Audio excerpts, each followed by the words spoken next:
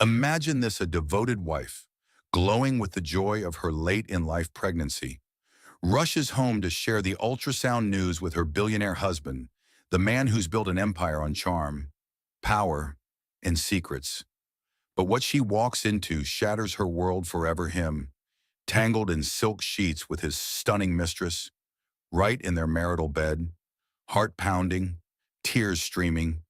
She whispers a single word that unleashes a storm of betrayal, hidden scandals, and corporate corruption as layers peel back. Affairs, fraud, federal investigations. Will this midlife betrayal destroy her or ignite her fierce empowerment?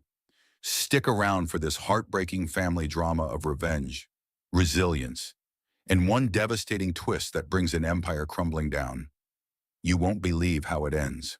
If you're hooked like I am, smash that like button. If you've ever felt the sting of betrayal, drop a comment with your wildest guess on that empire-destroying word. Share this with a friend who needs some empowerment vibes, and hit subscribe for more jaw-dropping stories that keep you on the edge of your seat.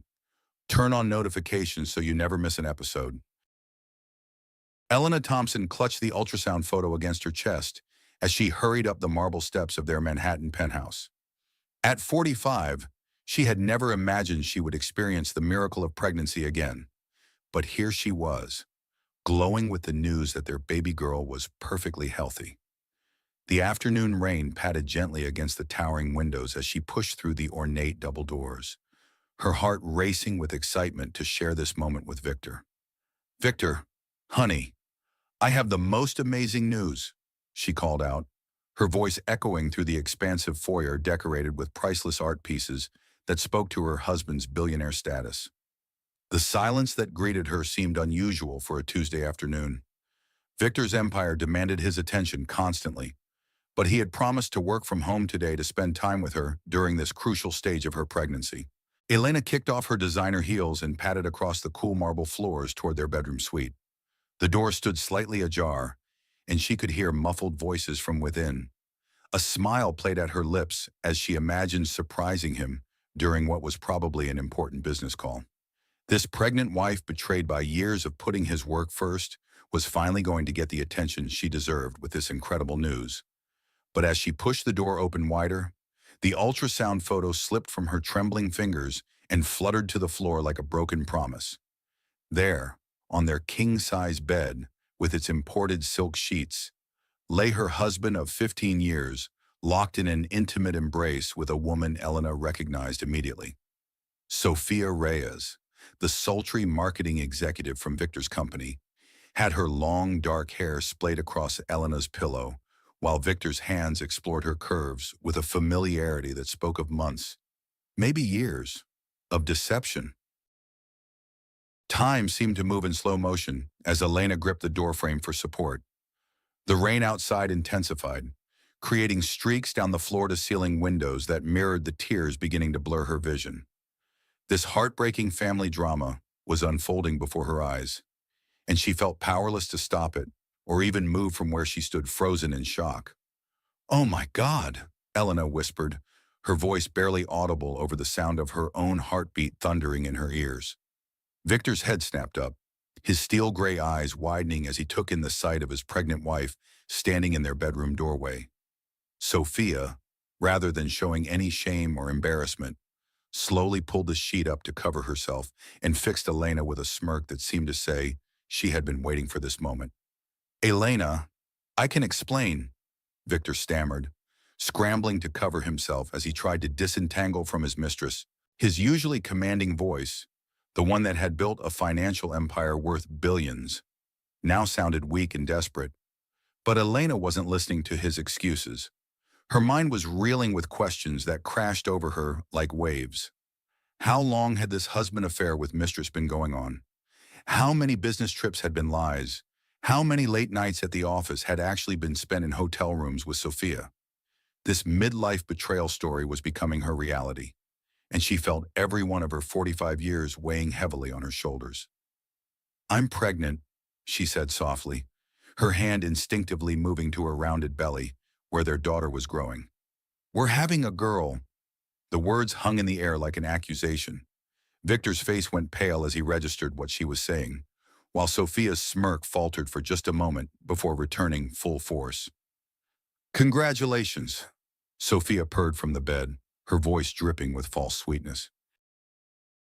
"I'm sure Victor will make time for you and the baby between his real priorities." Elena felt something inside her chest crack at those words.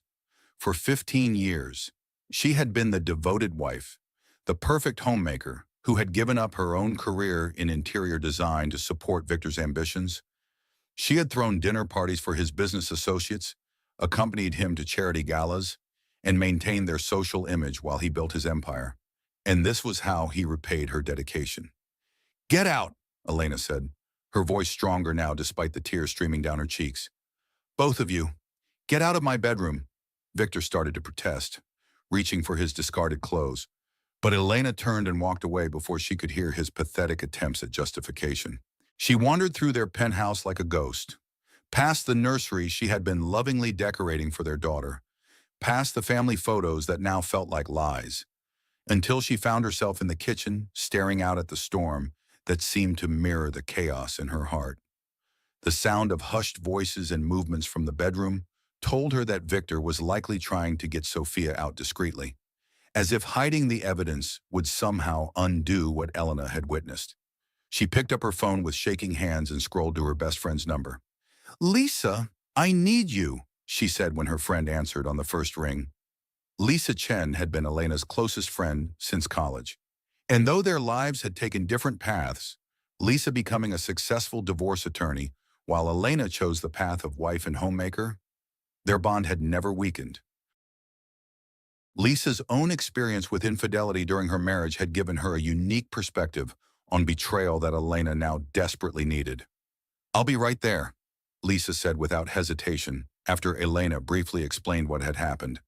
"Don't make any decisions until I get there, and whatever you do, don't let him convince you this is your fault." As Elena waited for Lisa to arrive, she found herself standing in front of the bathroom mirror, really looking at herself for the first time in months. Her pregnancy glow couldn't hide the lines around her eyes or the way her once thick hair had started to thin. At 45, she felt invisible, just another middle-aged wife who had been replaced by a younger model. The midlife crisis she had been trying to ignore was now staring back at her with undeniable clarity. Victor appeared in the bathroom doorway, fully dressed now in one of his expensive suits as if preparing for damage control. Sophia was nowhere to be seen, probably escorted out through the service elevator to avoid any awkward encounters. "Elena, please, let me explain," he began, his voice taking on the persuasive tone he used in boardroom negotiations. "What you saw, it doesn't mean anything. Sophia is just a distraction, a mistake. You're my wife, the mother of my children." "Child," Elena corrected quietly, not turning away from her reflection. "We only have one child, Victor, and now we're having another. A daughter who will grow up wondering why her father values his secretary more than his family." "She's not my secretary. She's the head of marketing," Victor said, as if the distinction mattered. "And this doesn't change anything between us. I love you, Elena. I've always loved you." Elena finally turned to face him, and Victor took a step back at the cold fury in her eyes. "You love me? Is that why you've been lying to me for God knows how long? Is that why you've been having an affair with a woman young enough to be our daughter?" "It just happened," Victor insisted, running his hands through his salt and pepper hair. "The stress of work, the pressure of the pregnancy at our age. I wasn't thinking clearly." "Our age?" Elena's voice rose dangerously. "You mean my age, don't you? You think I'm too old, too boring, too much of a housewife to keep your interest anymore." Before Victor could respond, the doorbell chimed through the penthouse, and Elena brushed past him to answer it. Lisa stood in the hallway, her expression fierce and protective as she took in Elena's tear-stained face. "Where is he?" Lisa demanded, stepping into the penthouse with the confidence of someone who had faced down cheating husbands in courtrooms across the city. "Lisa, this is a private matter between my wife and me," Victor said, appearing in the foyer with his hands raised in a placating gesture. "Not anymore." "It's not," Lisa shot back. Elena called me because she needs someone in her corner who isn't going to gaslight her into thinking this is somehow her fault. Elena sank onto one of the plush couches in their living room, the weight of the day finally catching up with her. The baby inside her seemed to sense her distress, fluttering anxiously as if trying to comfort her mother. This heartbreaking family drama was just beginning, and Elena already felt exhausted by the prospect of what lay ahead. "I found them in our bed," Elena said to Lisa, her voice hollow. "In the bed where we conceived this baby, where we've made love for 15 years. He was with Sophia Reyes from his company." Lisa's jaw tightened as she processed this information. She had warned Elena years ago that Victor's charm and wealth came with a price, that men with his kind of power often felt entitled to whatever they wanted. But Elena had been so in love, so convinced that their marriage was different, that she had dismissed her friend's concerns. "How long has this been going on?" Lisa asked Victor directly, her attorney instincts kicking in. "It's not what you think," Victor said, but his inability to meet Elena's eyes told a different story. "It was just a few times, a mistake that got out of hand." "A mistake?" Elena laughed bitterly. "You accidentally fell into bed with your employee multiple times. Did you accidentally tell her you loved her too? Did you accidentally plan hotel meetings and business trips that were really romantic getaways?" The silence that followed was answer enough. Victor's empire had been built on his ability to read people, to negotiate and manipulate situations to his advantage. But he had underestimated his wife's intelligence and her friend's legal expertise. "Elena, I want to make this right," Victor said, his voice soft and pleading. "I'll do whatever it takes. We can go to counseling. I'll cut all ties with Sophia. I'll prove to you that you and our family are what matter most to me."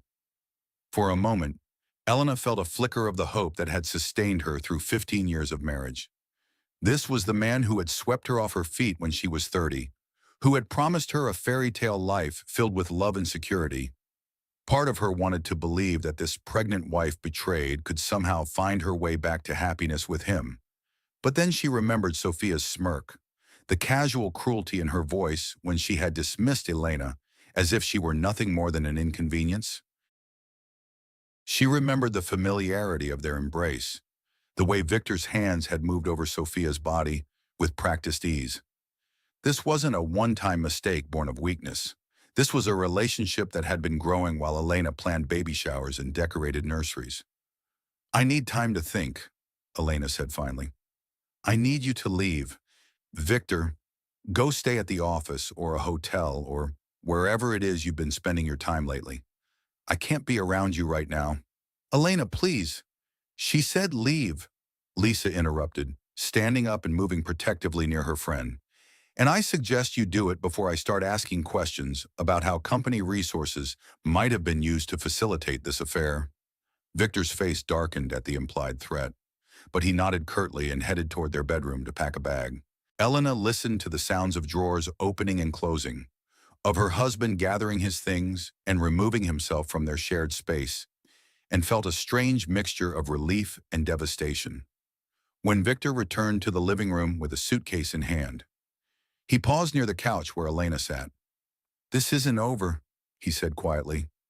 "I'm going to fight for our marriage, for our family. I won't let one mistake destroy everything we've built together." Elena looked up at him, this man she had loved for so long, and for a moment she saw glimpses of the charming entrepreneur who had won her heart. But she also saw the stranger who had been lying to her face while conducting an affair, and she knew that whatever they had built together was already destroyed. "Goodbye, Victor," she said simply. After he left, Elena and Lisa sat in the gathering darkness of the storm, neither speaking for a long time. The ultrasound photo still lay on the bedroom floor where Elena had dropped it, a symbol of the joy that had been turned to ash in the space of a single afternoon. "What am I going to do?" Elena finally whispered, her hand resting on her belly where her daughter continued to grow, oblivious to the chaos surrounding her conception. "You're going to survive this," Lisa said firmly. "You're going to take control of your life and make decisions that are best for you and your baby. And if that cheating bastard thinks he's going to manipulate you into forgetting what you saw today, he's got another thing coming. As the rain continued to fall against the penthouse windows, Elena felt the first stirrings of something she hadn't experienced in years: anger. Not the fleeting irritation of daily disappointments, but a deep, burning fury at the betrayal of her trust, her love, and her future. This midlife betrayal story was hers to write now, and she was going to make sure it had an ending that honored her worth rather than his convenience. But even as she made this silent vow, Elena couldn't shake the feeling that what she had discovered today was only the beginning. Something in Sophia's smirk and Victor's nervous energy suggested there were more secrets waiting to be uncovered, more layers to this deception that would test her strength in ways she couldn't yet imagine. The baby fluttered again, and Elena pressed her hand more firmly against her belly. "I'm going to protect you," she whispered to her unborn daughter. "Whatever it takes, I'm going to make sure you grow up knowing that your mother was stronger than this betrayal." As the first chapter of this heartbreaking family drama came to a close, Elena Thompson faced a choice that would define the rest of her life. She could play the role of the forgiving wife, the understanding woman who accepted her husband's affair as a midlife crisis to be overcome. Or she could stand up for herself and demand the respect she deserved. The pregnant wife betrayed was about to discover just how powerful her voice could be when she finally decided to use it. But Victor's empire, built on decades of careful manipulation and strategic partnerships, had weathered many storms. What he didn't yet realize was that the real threat to everything he had built wasn't coming from business rivals or market fluctuations. It was growing quietly in the heart of the woman he had underestimated for too long. And when Elena Thompson finally spoke the word that would bring it all crashing down, even Victor's vast wealth and influence wouldn't be able to save him. The storm outside was already beginning to pass. But inside the penthouse where Elena sat planning her next move, a much more devastating tempest was just beginning to form. 3 days had passed since Elena discovered Victor in bed with Sophia, and she felt like she was living in a strange, alternate reality. The pregnancy hormones that had been making her emotional even before the betrayal now seemed to amplify every feeling until she could barely function. She found herself crying at television commercials, rage cleaning their penthouse at 3 in the morning, and having imaginary conversations with Victor where she said all the things she wished she had thought of in the moment. Victor had been calling and texting constantly, sending flowers and jewelry, even having his assistant deliver her favorite pastries from the bakery where they used to go on the Sunday mornings when they were first married. Each gesture felt like an insult, as if 15 years of marriage could be repaired with the same tactics he used to close business deals. Lisa had been staying with her since that first night, sleeping in the guest room and working remotely so she could monitor Elena's emotional state. As a divorce attorney, Lisa had seen too many women in Elena's situation make decisions based on fear rather than strength, and she was determined not to let her best friend become another cautionary tale. "You need to get dressed," Lisa said, appearing in the doorway of Elena's bedroom, where she had been hiding under the covers, despite it being nearly noon. "We're meeting my therapist today." "I don't need therapy," Elena protested, but her voice lacked conviction. "I need my husband to not be a cheating bastard." "Unfortunately, I can't make that happen," Lisa said with a wry smile. "But Dr. Sarah Mitchell can help you figure out how to move forward from here. She specializes in women going through major life transitions, and trust me, what you're experiencing qualifies." Elena reluctantly dragged herself out of bed and caught a glimpse of herself in the mirror. Her usually perfectly styled blonde hair was a mess. Her skin looked pale and blotchy from crying, and the designer maternity clothes hanging in her closet seemed to mock her with their optimistic assumption that this pregnancy would be a joyful experience. "I look terrible," she said, running her hands through her tangled hair. "You look like a woman whose world was turned upside down 3 days ago," Lisa corrected, "which is exactly what you are. But underneath all that pain, you're still the smart, strong woman who built a beautiful life for herself and her family.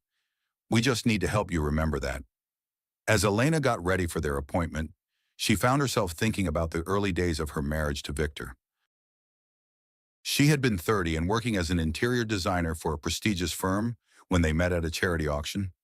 Victor had been 38, already successful but not yet the billionaire he would become, and their courtship had felt like something out of a romantic movie. He had pursued her with the same intensity he brought to his business ventures, sending her flowers, taking her to exclusive restaurants, introducing her to a world of luxury she had never imagined. When he proposed after 8 months of dating, Elena felt like she was living a fairy tale. She had willingly given up her career to support his growing empire, telling herself that being the wife of a successful man was its own kind of achievement. Now, 15 years later, she wondered if that had been her first mistake. Had she made herself so available, so accommodating, that Victor had stopped seeing her as a person with her own needs and desires? Had she become invisible even to herself in her effort to be the perfect wife? Dr. Mitchell's office was in a warm, comfortable brownstone on the Upper East Side, decorated with plants and soft lighting that immediately put Elena at ease. Dr. Mitchell herself was a woman in her early 50s, with kind eyes and graying hair that she wore in a simple style. The kind of woman who looked like she understood the complexities of midlife without judgment. "Tell me what brought you here today, Doctor," Mitchell said after they had settled into comfortable chairs. Elena glanced at Lisa, who nodded encouragingly, and then began to tell the story of her discovery. As she spoke, describing the shock of finding Victor with Sophia, the years of feeling taken for granted, and the current pregnancy that should have been a blessing but now felt complicated by betrayal, she felt some of the weight in her chest begin to lift. "I keep thinking about what I could have done differently," Elena said, her voice shaking. "Maybe if I had stayed more involved in his business, or if I had tried harder to stay young and attractive, or if I hadn't gotten pregnant at 45 like some desperate woman trying to hold on to her youth." "Stop," Dr. Mitchell said gently but firmly. "What you're describing is called self-blame, and it's one of the most common but destructive responses to infidelity. Your husband's choice to have an affair is about his character and his decisions, not about anything you did or didn't do." "But I've been feeling so invisible lately," Elena admitted. "Even before I found out about the affair, I felt like Victor only saw me as an extension of himself, like I existed to make his life more comfortable rather than having any value of my own." Dr. Mitchell nodded knowingly. "Many women your age experience what we call disappearing wife syndrome, especially those who have devoted themselves primarily to supporting their husbands' careers. Society often treats women over 40 as if they've outlived their usefulness. And unfortunately, sometimes our partners internalize those same attitudes." Elena felt a rush of recognition at those words. For months, maybe even years, she had been feeling like she was fading away, becoming less interesting and less important with each passing day. The pregnancy had given her a temporary sense of purpose, but even that had been overshadowed by Victor's reaction, which had been more concerned with the implications for his image than joy about their growing family. "I used to be somebody," Elena said quietly. "I had my own career, my own dreams. I was good at what I did." "You're still somebody," Lisa interjected. "You're still that talented, creative woman. You just let someone convince you that your value was tied up in being his perfect wife." "The affair with his employee isn't just about sex," Dr. Mitchell explained. "It's often about power and control.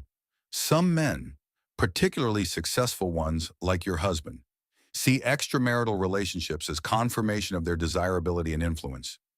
The fact that he chose someone from his company, someone whose career he could impact, speaks to a pattern of entitlement that probably extends beyond this one relationship." Elena felt a chill as she processed this information. "You think there have been others?" "I think it's worth considering the possibility," Dr. Mitchell said carefully. "Men who have affairs often have a history of boundary violations, even if they don't always escalate to physical relationships. The important thing is that you start making decisions based on what you need for your emotional and financial security, not on trying to fix or save a marriage that may have been broken long before you realized it." After the therapy session, Elena and Lisa stopped at a small cafe near the office to debrief over coffee and pastries. Elena found that she had more appetite than she'd had in days, as if speaking honestly about her situation had freed up some of the energy she'd been using to maintain her denial. "I want to hire a private investigator," Elena said suddenly, surprising herself with the decisiveness in her voice. Lisa nearly choked on her latte. "That's a big step. Are you sure you're ready for what you might find out?" "I need to know the truth," Elena said. "All of it. How long this has been going on. Whether there have been others. What kind of man I've really been married to all these years. I can't make informed decisions about my future if I'm operating on partial information." "I know someone," Lisa said slowly. "Someone discreet who specializes in infidelity cases. But Elena, once you go down this road, you can't unknow what you discover. Are you prepared for the possibility that this affair with Sophia might just be the tip of the iceberg?" Elena placed her hand on her belly, feeling her daughter's reassuring movement beneath her palm. "I'm prepared to face whatever the truth is. This baby deserves a mother who's strong enough to protect her from lies and deception, even if those lies come from her own father." As they walked back to Elena's penthouse, her phone buzzed with another text from Victor. "Please come home. We need to talk about our future. I've made a terrible mistake, but I want to make it right. Think about our daughter and what's best for our family." Elena stared at the message for a long moment before deleting it without responding. Victor's attempts at emotional manipulation were becoming more transparent now that Dr. Mitchell had helped her recognize the patterns. Using their unborn child as leverage was a particularly low tactic, one that revealed just how little respect he actually had for Elena's intelligence and autonomy. That evening, as Elena sat in the nursery she had been decorating for their daughter, she felt the first real sense of clarity she'd experienced since the discovery. The room was painted in soft lavender, with white furniture and delicate butterfly decals on the walls. She had spent hours choosing every detail, imagining the happy family moments that would unfold here. Now she wondered if those moments had ever been realistic, or if she had been decorating a nursery for a family that existed only in her imagination. The truth was that Victor had been having an affair while she planned for their daughter's arrival, that he had been lying to her face while she prepared to bring their child into what she thought was a loving, stable home. Her phone rang, interrupting her melancholy thoughts. Victor's name appeared on the screen, and after a moment's hesitation, she answered. "Elena, thank God." Victor's voice sounded relieved and desperate. "I've been trying to reach you for days. We need to talk." "I don't think we do," Elena said calmly. "I think you've said everything you needed to say when you were in bed with Sophia." "That's not fair," Victor protested. "One mistake doesn't erase 15 years of marriage. I love you, Elena.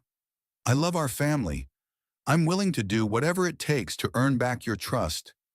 One mistake." Elena's voice rose despite her efforts to stay calm. "Victor, I saw the way you two were together. That wasn't a moment of weakness or a one-time error in judgment. That was a relationship. How long has it been going on?" The silence that followed was telling. When Victor finally spoke, his voice had lost some of its confidence. "It doesn't matter how long. What matters is that it's over now. I ended things with Sophia the same day you found out. I chose you, Elena. I chose our marriage. You ended things because you got caught," Elena corrected, "and you didn't choose me. Victor, you got caught cheating, and now you're trying to do damage control." "I made a mistake," Victor repeated as if saying it enough times would make it true. "But I'm not the only one who's made mistakes in this marriage. You've been distant lately, focused on the pregnancy to the exclusion of everything else. We haven't been intimate in months." Elena felt the familiar surge of self-doubt that Victor's words were designed to trigger. But Dr. Mitchell's voice echoed in her mind, reminding her that this was exactly the kind of manipulation she needed to recognize and reject. "Are you seriously trying to blame me for your affair?" Elena asked incredulously. "I'm 6 months pregnant with your child. Victor, I've been tired and emotional because I'm growing a human being inside my body while trying to maintain our household and social obligations. And your response to that was to find comfort with a 28-year-old employee. Sophia's age has nothing to do with this, Victor said, but Elena could hear the defensiveness in his voice. Of course it does, Elena laughed bitterly. You think I'm too old, too boring, too much of a wife and not enough of a fantasy? Well, congratulations. Victor, you found your fantasy. I hope she was worth destroying our family. Elena, please, she hung up before he could finish his sentence and immediately blocked his number. The conversation had confirmed what she suspected. Victor wasn't sorry for the affair itself. He was sorry he'd been caught. His attempts to shift blame onto her were proof that he didn't understand the magnitude of what he had done, and more importantly, that he didn't respect her enough to take full responsibility for his actions. The baby kicked strongly, as if responding to Elena's elevated emotions, and she placed both hands on her belly in a protective gesture. I'm sorry you're going to grow up with this mess, she whispered to her daughter, but I promise you won't grow up thinking this is normal or acceptable. I'm going to make sure you know that you deserve better than men who lie and cheat and then try to convince you it's your fault. As Elena prepared for bed that night, she caught sight of herself in the bathroom mirror again. This time, instead of seeing a tired, betrayed wife, she saw a woman who was beginning to find her strength. The process of reclaiming her identity after 15 years of marriage was going to be difficult, but for the first time since the discovery, she felt like it might be possible. Tomorrow, she would call the private investigator Lisa had recommended. She would start gathering the information she needed to make informed decisions about her future, and she would begin the process of building a life that honored her worth rather than diminishing it. The heartbreaking family drama that had begun with Victor's betrayal was far from over. But Elena was no longer content to be a passive victim in her own story. The pregnant wife betrayed was evolving into something much more dangerous to Victor's carefully constructed world, a woman with nothing left to lose and everything to fight for. As she drifted off to sleep, Elena's last thought was of the word that had been building in her chest since the day of the discovery. It wasn't forgiveness or reconciliation or any of the words Victor expected her to embrace. It was something much more powerful, a word that would reshape everything when she finally found the courage to speak it aloud. But she wasn't ready yet. First, she needed to know exactly what she was fighting against, and tomorrow would begin that process of discovery that would ultimately lead to the destruction of everything Victor had built. The private investigator Lisa recommended turned out to be a sharp-eyed woman in her early 40s named Rebecca Torres, who operated out of a modest office in Midtown. Elena had expected someone more glamorous, but Rebecca's no-nonsense demeanor and impressive credentials spoke to a professionalism that put Elena at ease. I specialize in matrimonial investigations, Rebecca explained as they sat across from each other in her small but well-organized office. My job is to find the truth, whatever that might be. But I need you to understand that once we start digging, we often find more than what you initially suspected. Are you prepared for that possibility? Elena thought about Dr. Mitchell's question from the previous day and nodded firmly. I need to know what I'm dealing with. My husband is a powerful man with a lot of resources, and I can't protect myself and my baby if I don't understand the full scope of what's been happening. Rebecca pulled out a yellow legal pad and began taking notes as Elena recounted the discovery of the affair and her growing suspicions that it might be part of a larger pattern. When Elena mentioned Sophia's confident smirk and her comment about Victor's real priorities, Rebecca's pen paused. The other woman's attitude is often telling, Rebecca said. When someone feels secure enough to taunt the wife, it usually means they believe they have some kind of leverage or protection. In cases involving workplace affairs, that often extends beyond just the personal relationship. What do you mean? I mean that your husband's affair with an employee could have legal and financial implications beyond just the emotional damage to your marriage, Rebecca explained. If company resources were used to facilitate the relationship, if there were promises of career advancement, if other employees were affected by favoritism, These are all potential liabilities that could impact your husband's business empire. Elena felt a chill of recognition. Victor's company, Thompson Industries, was a massive conglomerate with interests in real estate, technology, and finance. His reputation was everything in his world, and any scandal that called his judgment or ethics into question could have devastating consequences for his business relationships. "How long will an investigation take?" Elena asked. "That depends on what we find," Rebecca said.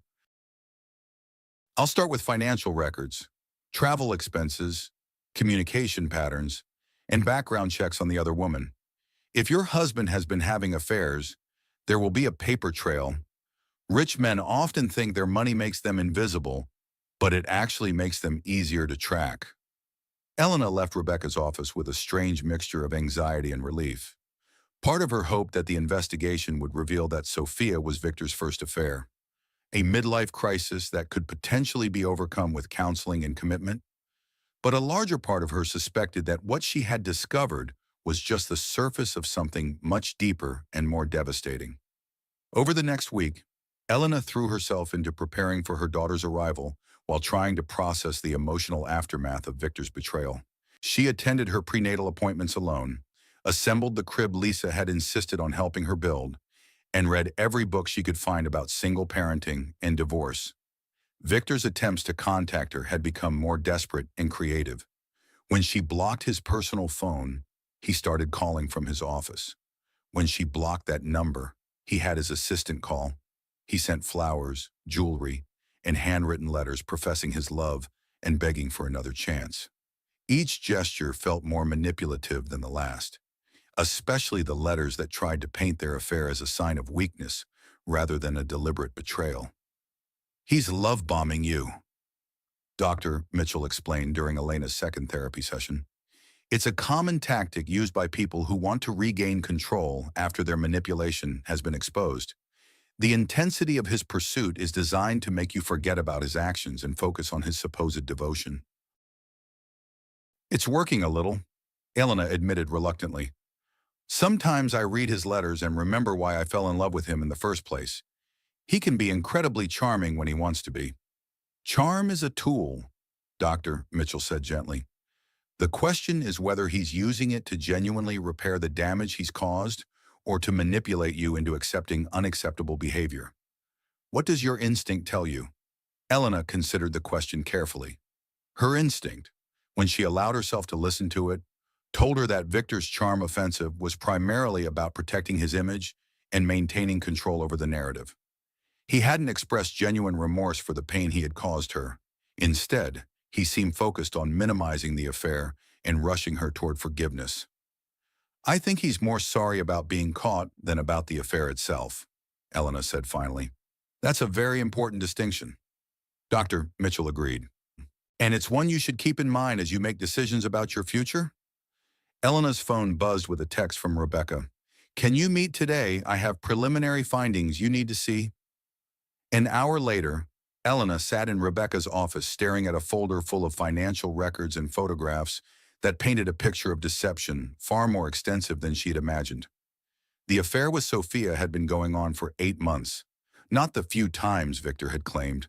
There had been expensive hotel rooms, jewelry purchases, vacation rentals, and restaurant bills that spoke to a relationship that was more like a second life than a casual indiscretion.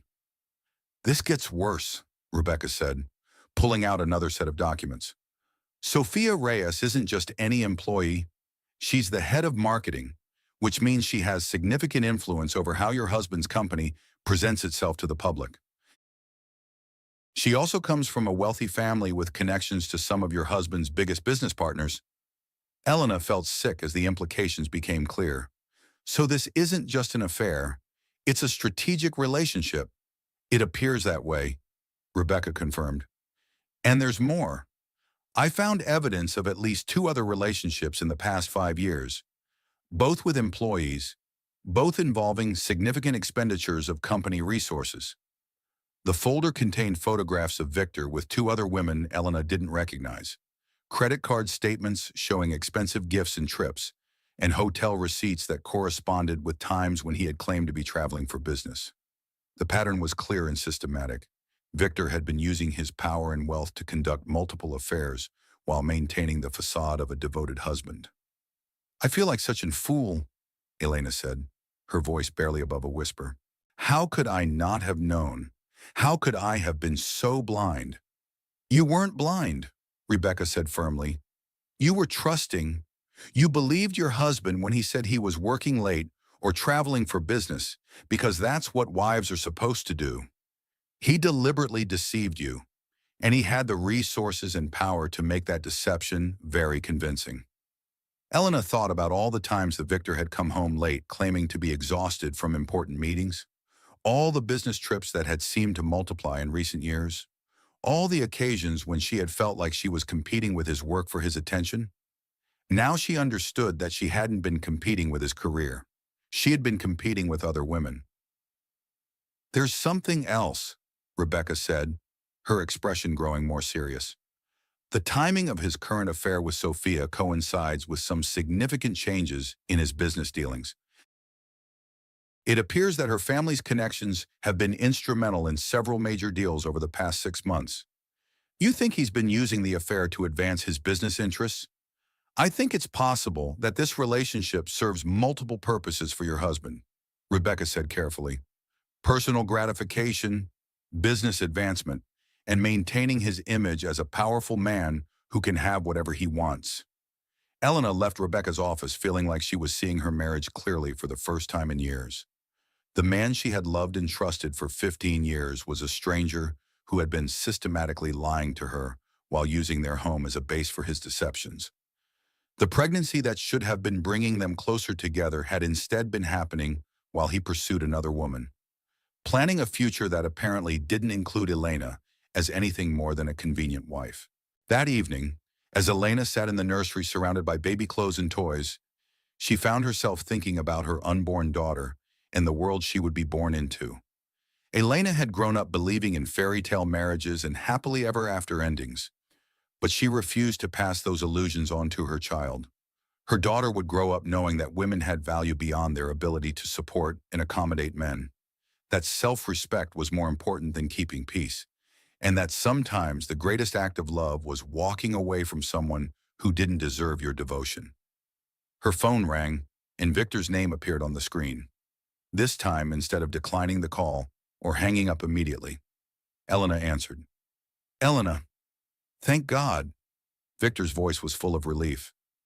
"I've been so worried about you and the baby. How are you feeling?" "I'm feeling like I don't know who I'm married to," Elena said calmly. "I hired a private investigator. Victor."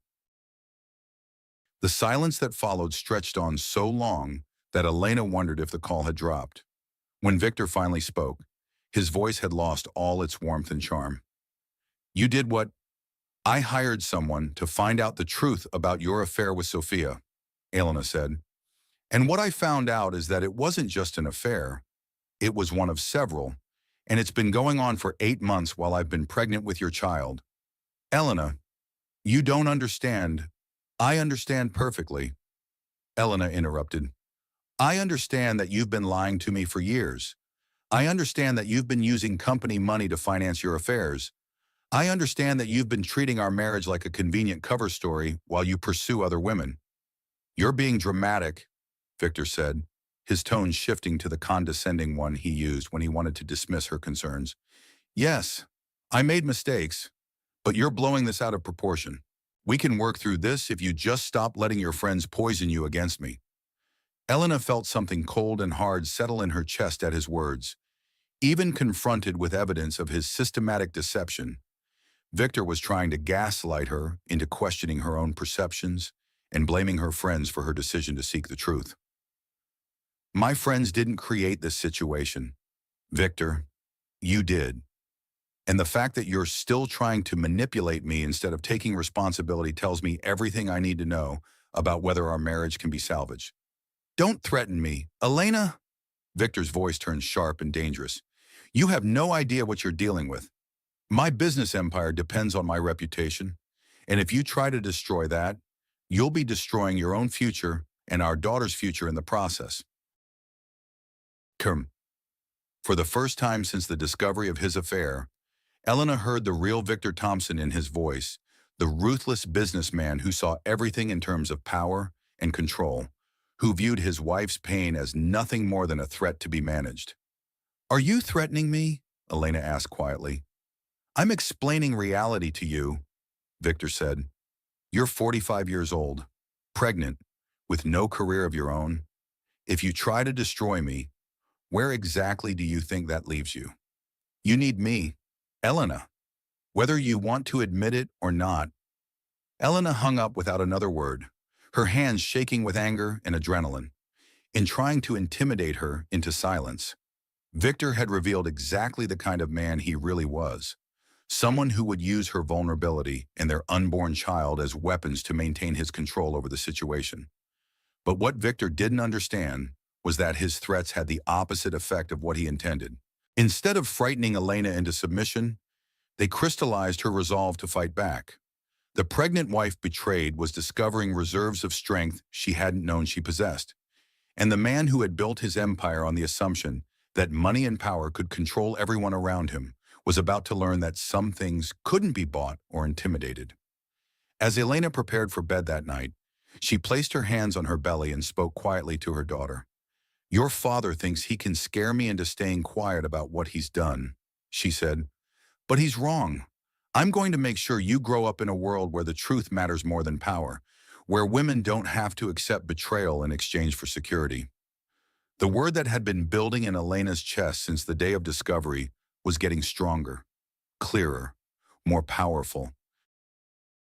It wasn't a word Victor expected her to know or use, but it was a word that would change everything when she finally found the right moment to speak it, because Elena Thompson was done being the accommodating wife who put her husband's reputation above her own dignity, and when she finally decided to use her voice, even Victor's vast empire wouldn't be able to withstand the consequences. The heartbreaking family drama was about to become something much more dangerous, a battle between truth and power, with Elena's daughter's future hanging in the balance. And for the first time since her marriage began, Elena was prepared to fight for what she deserved rather than accepting what she was given. Elena woke up on a rainy Thursday morning to find that her credit cards had been declined at the grocery store. Standing in the checkout line with a cart full of organic produce and prenatal vitamins, she felt the humiliation burn through her cheeks as the cashier tried her platinum card 3 times before shaking her head apologetically. "I'm sorry, ma'am, but this card isn't going through. Do you have another form of payment?" Elena fumbled through her wallet, trying 2 more cards before accepting that Victor had somehow managed to freeze her access to their joint accounts. The woman behind her in line was growing impatient, and the cashier looked uncomfortable as Elena was forced to abandon her groceries and walk out of the store empty-handed. Sitting in her car in the parking lot, Elena felt the weight of Victor's threat from the previous night settling over her like a suffocating blanket. He hadn't wasted any time demonstrating just how dependent she was on his financial control, and the message was clear: fall in line or face the consequences. Her phone buzzed with a text from an unknown number. "Your husband asked me to reach out. I think we should talk. Sophia." Elena stared at the message in disbelief. After everything that had happened, Victor's mistress had the audacity to contact her directly. The sheer brazenness of it took Elena's breath away, but it also confirmed her growing suspicion that Sophia Reyes was far from the innocent victim of a powerful man's advances that Victor had tried to portray. She drove home slowly, her mind racing with the implications of her financial situation. As a homemaker for the past 15 years, Elena had no income of her own, no credit established in her name alone, and no immediate way to support herself and her unborn daughter. Victor's wealth had been a source of security for so long that she had never considered how quickly it could become a weapon against her. Lisa was waiting in the penthouse lobby when Elena arrived, her expression grim. "Rebecca called me," she said without preamble. "She found something else, and it's bad." They rode the elevator to the penthouse in silence, Elena's stomach churning with anxiety about what new betrayal might be waiting for her. In the living room, Lisa pulled out her laptop and opened a folder of documents that Rebecca had sent over. "Victor has been systematically moving assets into offshore accounts over the past 6 months. Lisa explained, scrolling through bank statements and transfer records. It appears he's been preparing for the possibility of a divorce long before you discovered the affair. Elena sank onto the couch, feeling like the floor had dropped out from under her. He planned this. The whole time he was telling me he loved me and wanted to work things out. He was hiding money. It gets worse, Lisa said reluctantly. Some of these transfers happened right after your pregnancy was confirmed. It's almost like finding out you were having another child triggered some kind of contingency plan. The cruelty of it was breathtaking. While Elena had been joyfully preparing for their daughter's arrival, decorating the nursery and dreaming about their growing family, Victor had been preparing for the possibility that his deceptions would be discovered and his carefully constructed life would fall apart. Can he legally do this? Elena asked, her voice barely above a whisper. It's complicated, Lisa admitted. Marital assets are supposed to be divided equitably in a divorce, but if Victor has been planning this for months, he's probably had high-powered attorneys helping him find legal ways to protect his wealth. The fact that he moved the money before any divorce proceedings began makes it much harder to recover. Elena felt a surge of panic as the full scope of her vulnerability became clear. She was 6 months pregnant, financially dependent, and married to a man who had been systematically preparing to destroy her security while maintaining the facade of a loving husband. What about the prenup? Elena asked, remembering the document she had signed so trustingly 15 years ago. Lisa's expression grew even more troubled. That's part of the problem. The prenuptial agreement you signed heavily favors Victor in the event of a divorce. You would be entitled to spousal support, but the amount and duration are limited, especially given the length of your marriage and your lack of independent income. The prenup had been presented to Elena as a formality when they got engaged, something Victor's lawyers insisted on, but that wouldn't really matter because their marriage was going to last forever. Elena had been so in love and so trusting that she had barely read the terms, signing away rights she hadn't even known she was giving up. I'm trapped, Elena said, the words feeling heavy and final. He's got me exactly where he wants me. Not necessarily, Lisa said, pulling up another document on her laptop. Rebecca found something interesting about Sofia Reyes and her family connections. It turns out her father is involved in some questionable business dealings that could potentially impact Victor's company if they came to light. Elena looked at the screen, which showed a news article about a federal investigation into Sofia's father's construction company for alleged bid rigging and tax evasion. The article was several months old, but it raised questions about the Reyes family's business practices and their connections to various municipal contracts. Victor's company has been working on several major development projects with the city, Lisa explained. If his personal relationship with Sofia compromised the integrity of those deals, or if he had knowledge of her family's legal troubles and failed to disclose them to his business partners, that could constitute fraud. For the first time in days, Elena felt a flicker of hope. You think Victor might be more vulnerable than he realizes. I think powerful men often believe their own mythology, Lisa said. Victor has been so focused on controlling you that he might not have considered how his affair could expose him to other kinds of liability. Elena's phone buzzed again with another text from Sofia. I know you hired a private investigator. You're making a mistake. Some things are better left alone. The threatening tone of the message confirmed Elena's suspicion that Sofia was far from the passive mistress she appeared to be. There was something calculating about her approach, something that suggested she had her own agenda beyond just seducing a wealthy married man. She contacted me, Elena said, showing Lisa the messages. First she wants to talk, now she's warning me off. Lisa studied the text with her attorney's eye for detail. This is interesting. Why would she reach out to you at all unless she's worried about something? And why warn you about the investigation unless she has something to hide? Maybe she's more involved in Victor's business than we realized, Elena suggested. Rebecca said her family connections have been helpful for some of his recent deals, which means she might have as much to lose as Victor if this all comes out, Lisa said thoughtfully. A smart attorney could potentially use that leverage. Elena felt her daughter kick strongly, as if responding to the shift in her mother's emotional state. For the first time since discovering Victor's betrayal, Elena felt like she might have some power in this situation, some way to fight back against the man who had systematically deceived and betrayed her. "I want to meet with her," Elena said suddenly. "With Sophia, Elena? That's a terrible idea.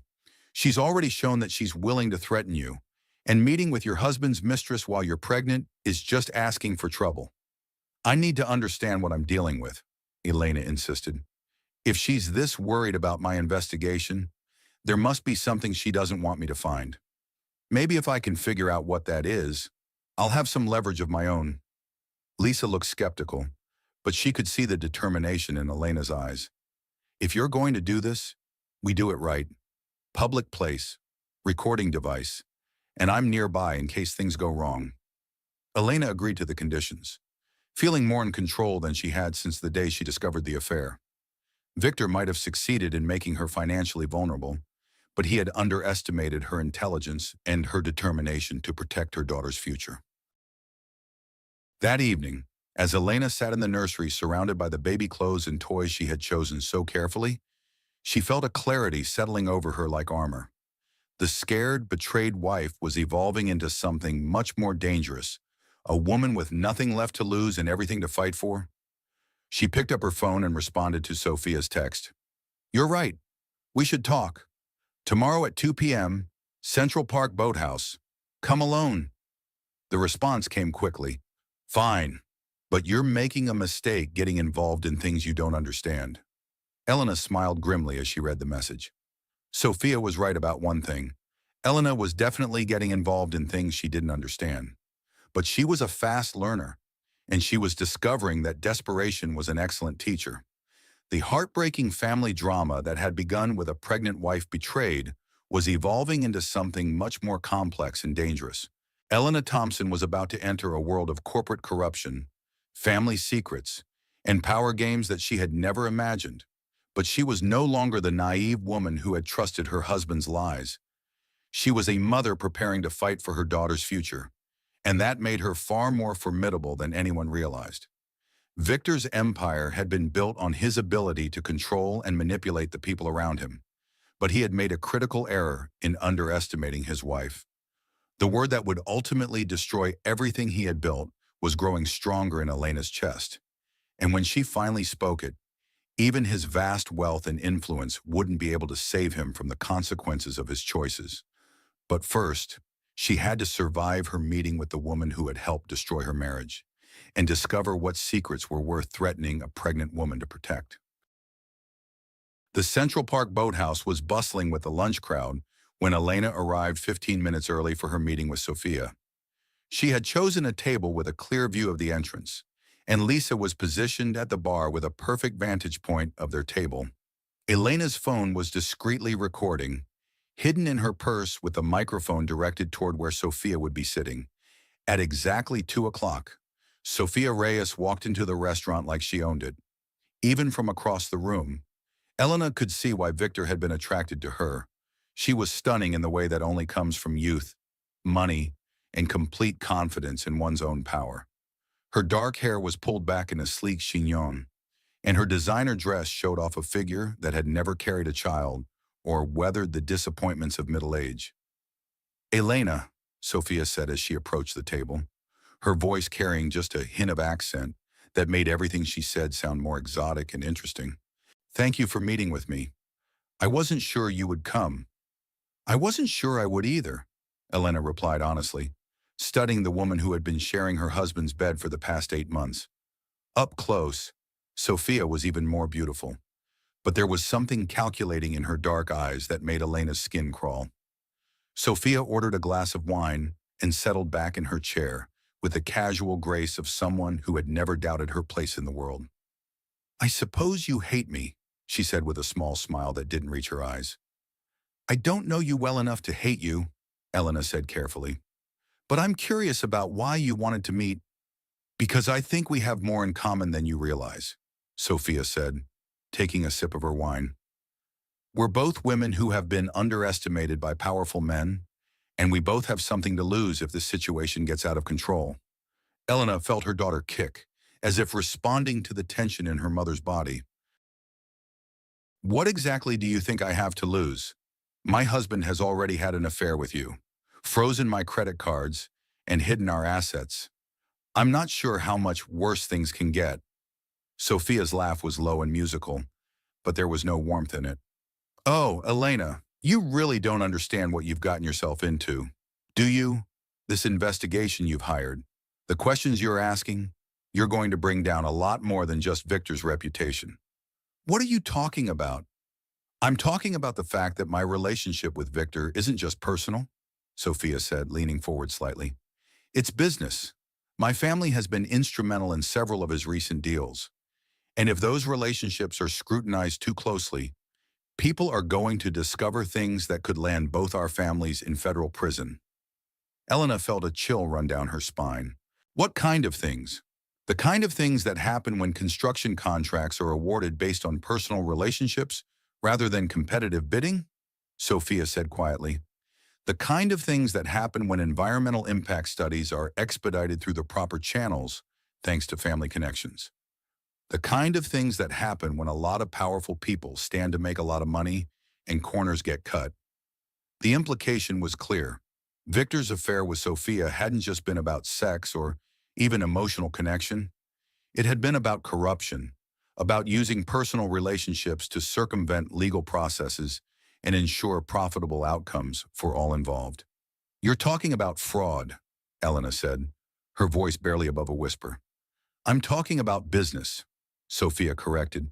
But yes, some people might call it fraud. And if your little investigation brings federal attention to our family's business relationships, a lot of innocent people are going to get hurt. Elena thought about her unborn daughter and felt a surge of protective anger. Innocent people you and Victor have been stealing from the city, from taxpayers, from families who need those contracts to be awarded fairly. How is that innocent? Sophia's mask of sophistication slipped for just a moment, revealing something cold and dangerous underneath. You think you're so morally superior.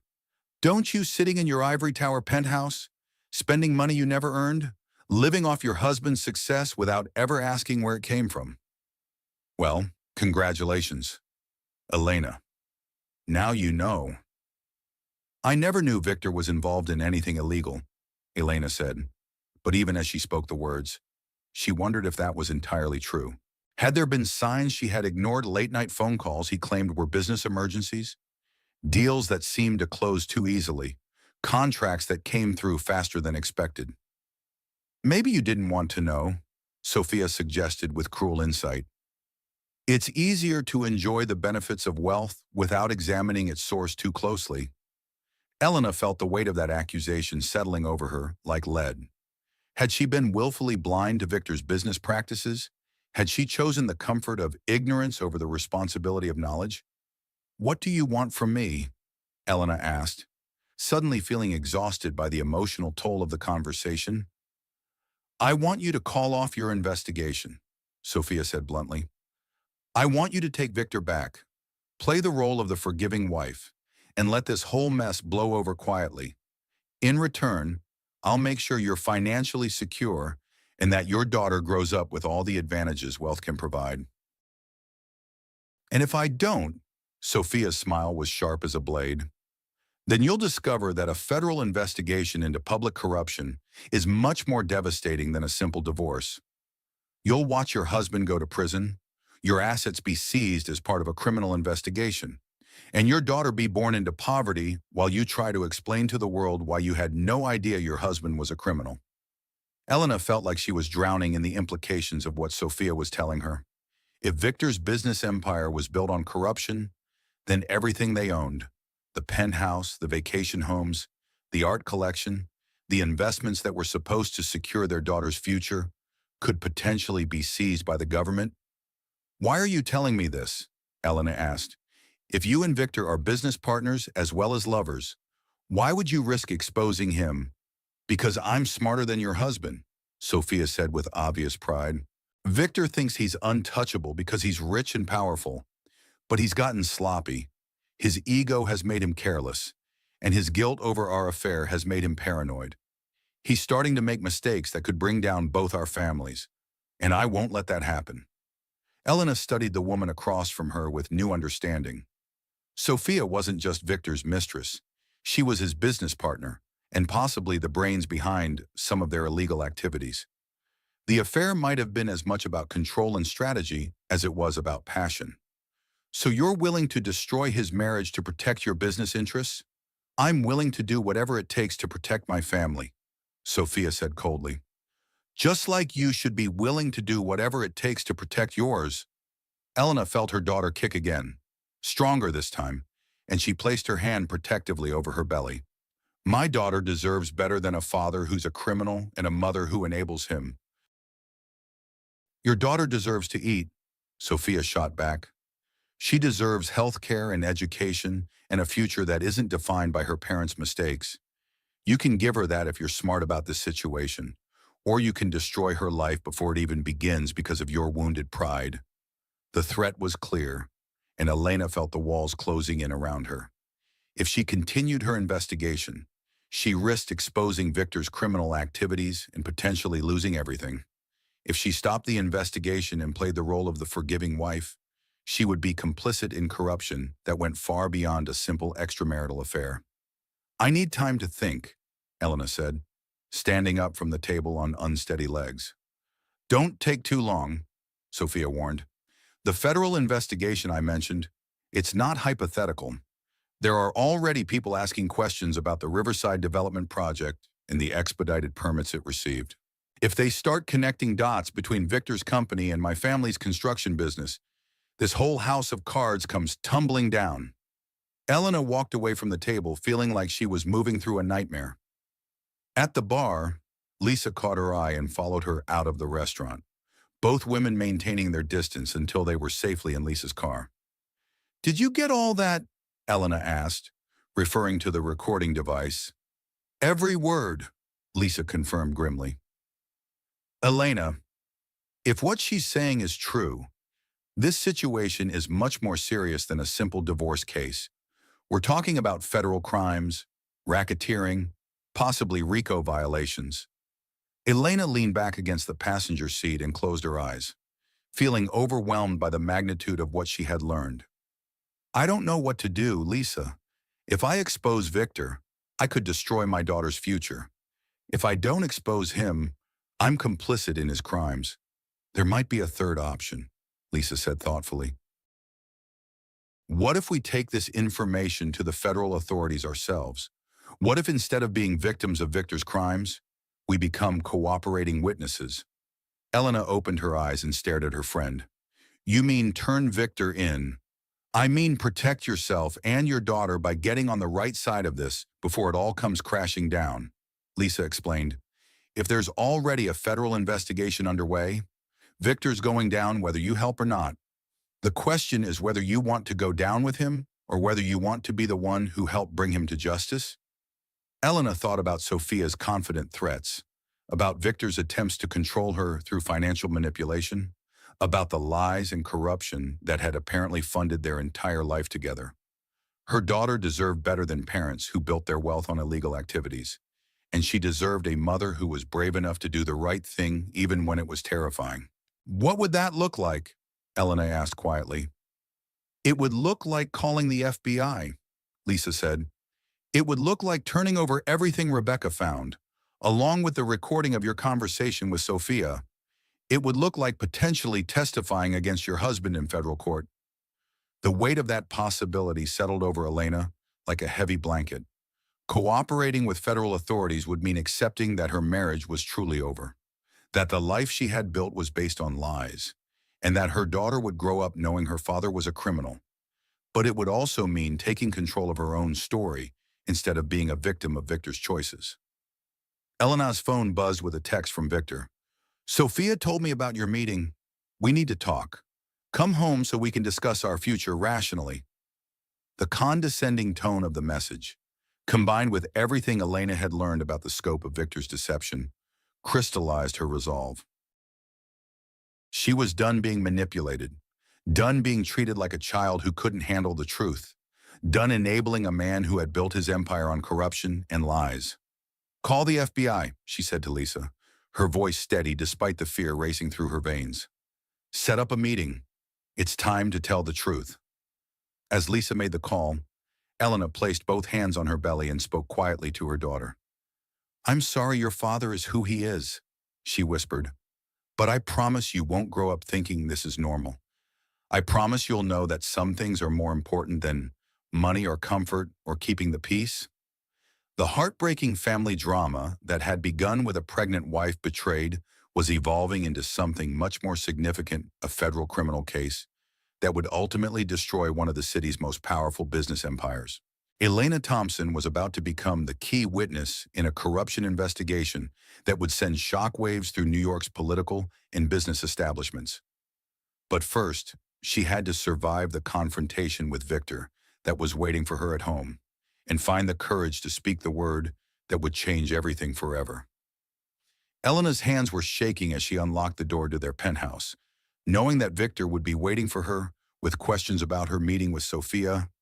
The conversation at the boathouse had changed everything, and Elena felt like she was carrying a bomb that could explode at any moment, destroying not just her marriage but potentially sending her husband to federal prison.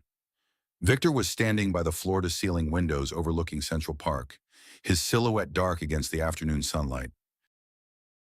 Even from behind, Elena could see the tension in his shoulders, the rigid way he held himself when he was preparing for a difficult negotiation. Sophia says you two had an interesting conversation, he said without turning around. His voice was carefully controlled, but Elena could hear the anger simmering beneath the surface. We did, Elena replied, setting her purse down and moving carefully to the couch. The baby had been active all day, responding to Elena's stress with kicks and movement that sometimes took her breath away. Victor turned to face her, and Elena was struck by how much he had aged in the past 2 weeks.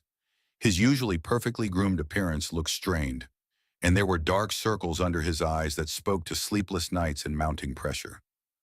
She told me about the threats she made, Victor continued, his tone becoming more conciliatory. I want you to know that I don't approve of her approach.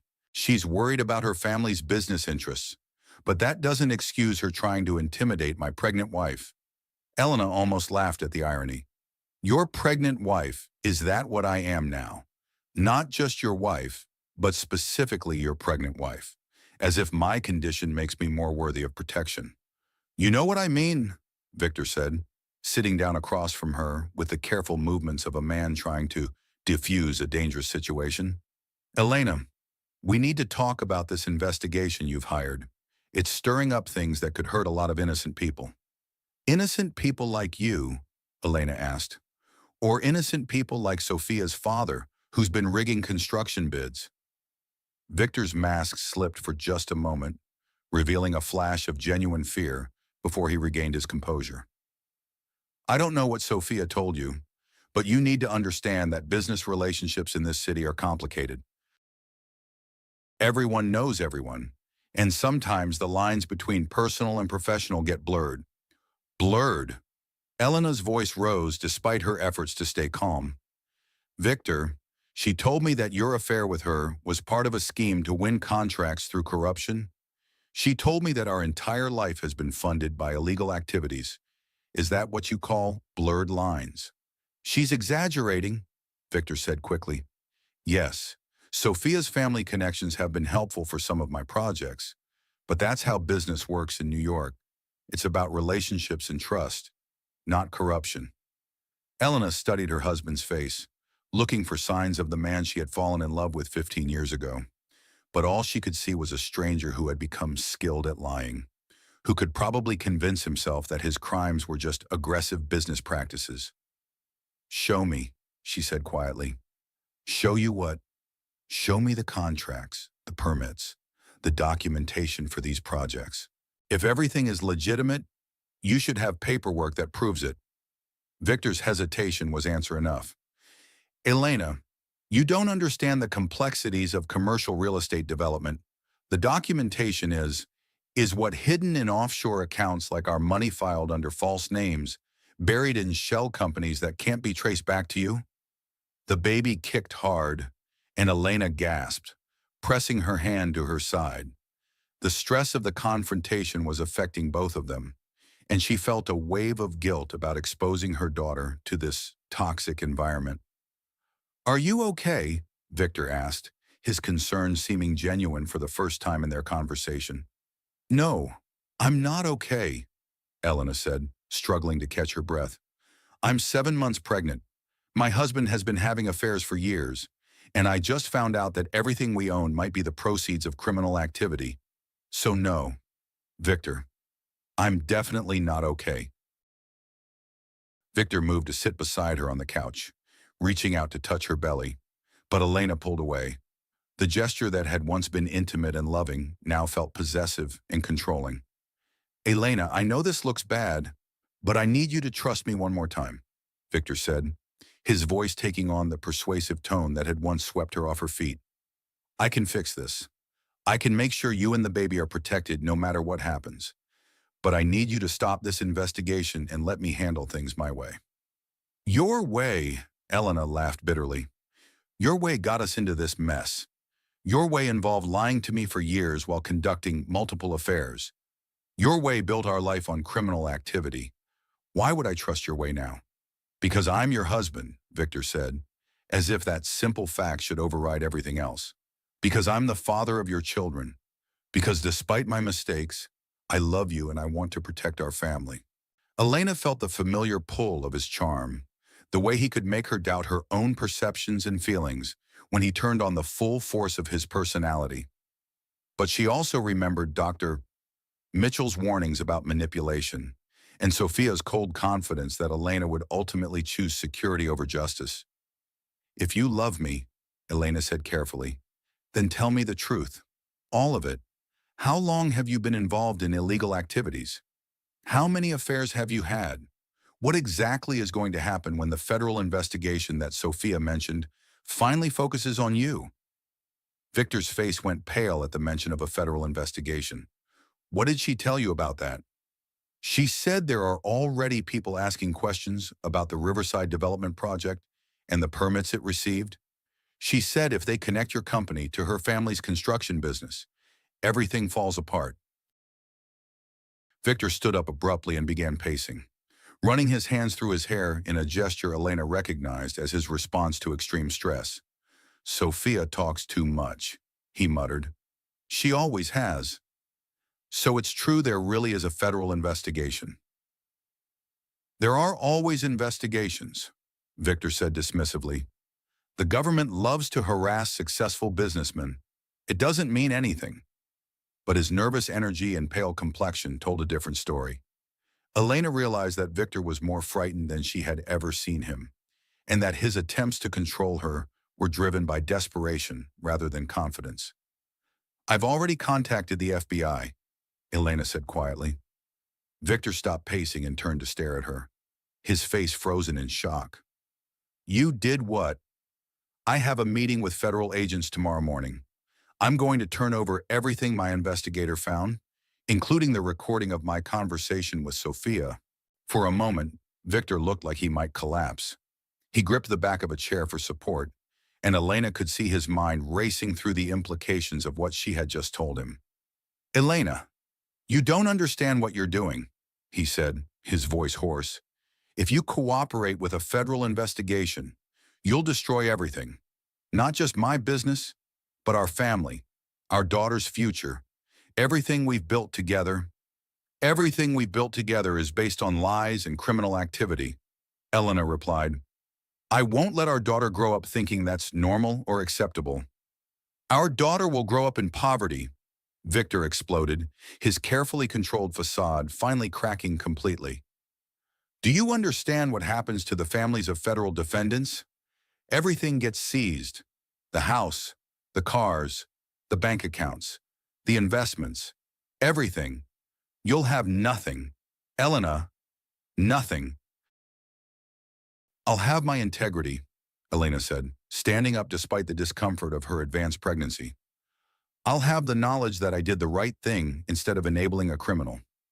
Victor's expression shifted to something Elena had never seen before: pure, calculating coldness. "You think you're so noble, don't you? But you've been living off illegal money for years. You've enjoyed every benefit of my success without asking questions. You're just as guilty as I am." The accusation hit Elena like a physical blow, and she felt tears starting to form in her eyes. Part of her wondered if Victor was right, if her willful ignorance of his business practices made her complicit in his crimes. "Maybe I am guilty," she said quietly. "Maybe I should have asked more questions, demanded more transparency, but I'm not guilty anymore. Victor, I'm choosing to do the right thing now, even if it's too late to undo the damage." Victor pulled out his phone and began typing rapidly.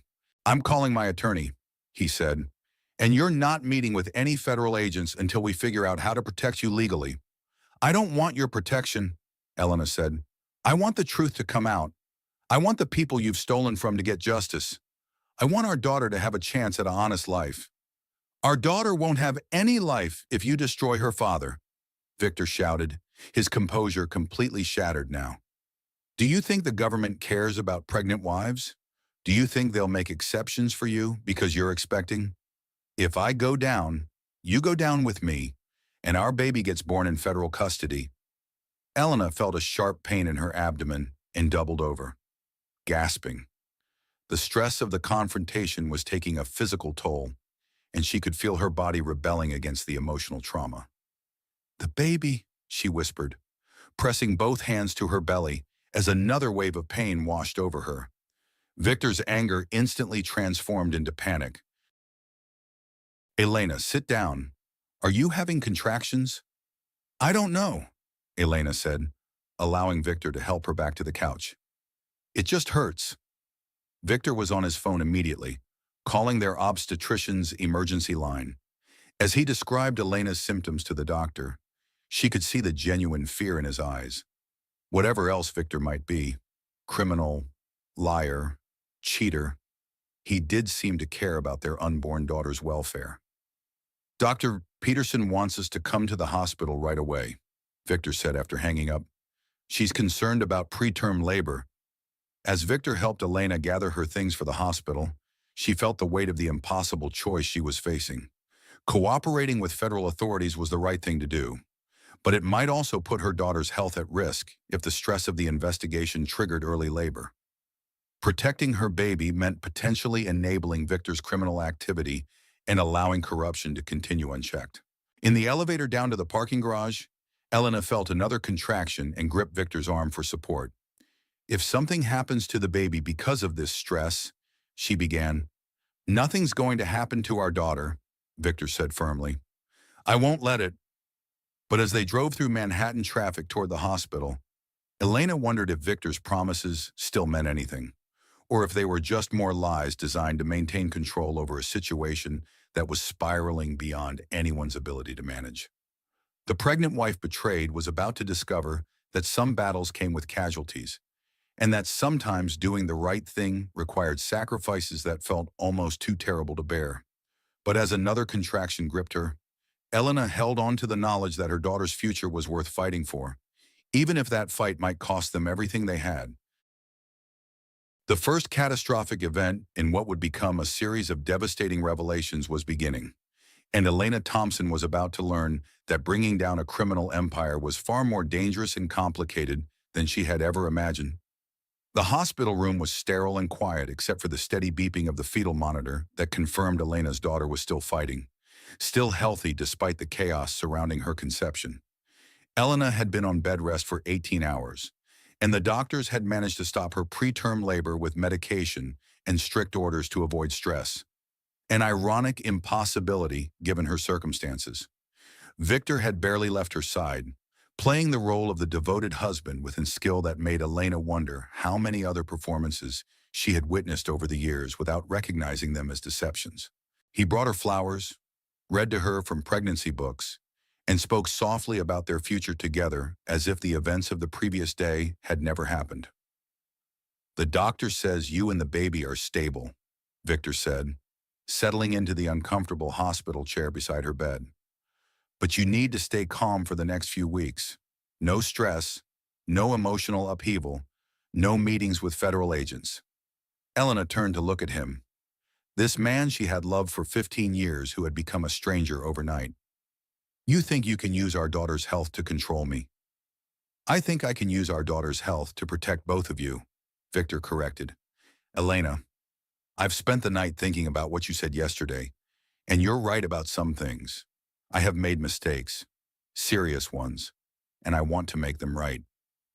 Elena felt a familiar flicker of hope, the same feeling that had sustained her through years of Victor's broken promises and neglected commitments. What kind of mistakes? Victor pulled his chair closer to her bed and took her hand in both of his. The affairs, for one, not just Sophia, but the others you found out about. I know I hurt you, and I know I betrayed your trust. I want to go to counseling to figure out why I keep sabotaging the most important relationship in my life. And the business issues, Elena asked carefully. Victor's expression became more guarded. Some of my business practices have been aggressive, maybe too aggressive. I've been so focused on building wealth for our family that I might have cut corners I shouldn't have. But nothing that can't be fixed with the right legal strategy? Elena studied his face, looking for signs of genuine remorse versus calculated manipulation. Victor, Sophia told me about federal investigations, about corruption charges. Are you in serious legal trouble? Sophia exaggerated the situation because she's trying to protect her own family's interests, Victor said dismissively. Yes, there are some regulatory questions about permit processes and contractor selection, but that's normal in commercial development. My attorneys are handling it. Elena wanted to believe him. The alternative, that their entire life had been built on criminal activity, was almost too devastating to accept. But she also remembered the fear in Victor's eyes when she mentioned the federal investigation, and the cold confidence in Sophia's voice when she described the scope of the corruption. Show me, Elena said again, as she had the day before. Show me the legal documents, the permits, the proof that everything you've done is legitimate. Victor hesitated for just a moment before nodding. When you're released from the hospital and feeling better, I'll have my attorneys walk you through everything. You deserve to understand the business that's been supporting our family. It was a reasonable response, but something in Victor's tone suggested that he was buying time rather than committing to transparency. Elena felt her daughter kick, as if responding to her mother's skepticism, and she placed her hand protectively over her belly. I love you, Elena, Victor said, bringing her hand to his lips. I know I don't deserve your forgiveness, but I'm hoping you'll give me a chance to earn it back. For our daughter's sake, if not for mine. Elena felt tears welling up in her eyes as she looked at this man who could still make her heart race with a gesture or a word. The Victor sitting beside her hospital bed was the man she had married, charming and vulnerable, and apparently desperate to save their relationship. It would be so easy to believe that this version was the real one, that the criminal and cheater were aberrations brought on by stress and poor judgment. I want to believe you, Elena whispered. I want to believe that we can fix this and build something better. We can, Victor said fervently. I'll do whatever it takes. Counseling, therapy, complete transparency about my business dealings. I'll even consider stepping back from some of the more aggressive projects if that's what it takes to keep our family together. For the first time in weeks, Elena felt like there might be a path forward that didn't involve destroying everything they had built together. Maybe Victor's affairs had been symptoms of a midlife crisis that could be addressed with professional help.